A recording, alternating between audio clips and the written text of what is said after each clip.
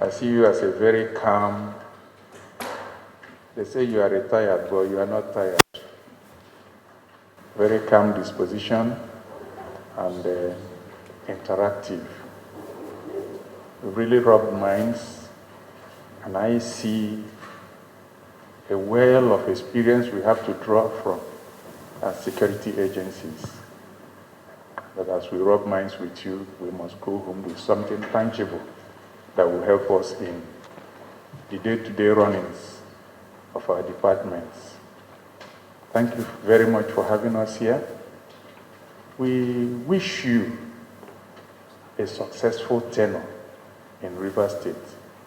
Our prayer is that no matter how short your administration will be, there must be a remarkable improvement in the state that will put down your name in history, that somebody like you came to Rivers State and the state changed.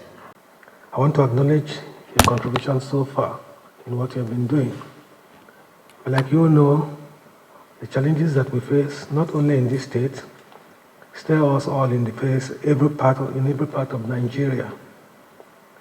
And from your composition here, you will all admit that we are representing the same entity called Nigeria, because I want to believe that that is manifested in even your composition. I had a mandate to come and return the state to law and order. Like I stated in my address, that is not a task or mandate that I alone can carry out. I will therefore be needing you in all aspects of maintaining this law and order. It therefore means that your various roles, in conducting your various roles, you must have at heart the interest of Nigeria and the people of Rivers State in particular.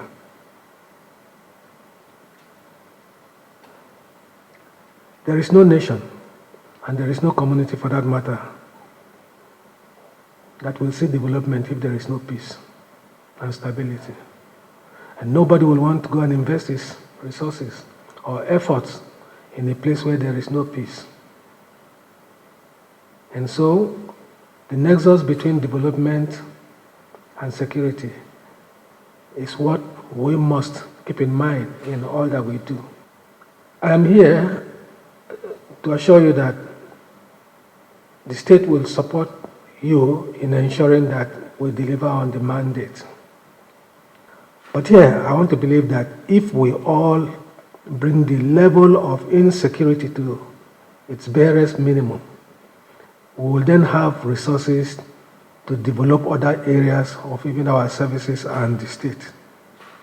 And so our effort must be to ensure that we reduce security. There is need for collaboration between you and intelligence sharing agencies of the federal government. Of course, you all have your intelligence and intelligence in the paramilitary service. Therefore, you must work together with the military, the DSS, and even the local intelligence in the various communities that you find yourself. During joint operations, which we're also going to use to degrade the capabilities of the criminal elements within the state, you must all participate effectively, and you must contribute your quota in order to combat the activities of criminals in the state. I think we all know the crimes that are common in the state: kidnapping, cultism, illegal bunkering, and communal clashes. We have our men and officers in the communities, and therefore, like I stated earlier, we must encourage dialogue with the communities that we work with to ensure and request input on how best to tackle these crimes. If you are fighting crime, I know that it is your responsibility also to know the communities and areas that your operations cover. They must have trust in you, You must build confidence in them. Another thing that I think we need to look at, especially for those of you here, you have vehicles that ply our routes that are not registered.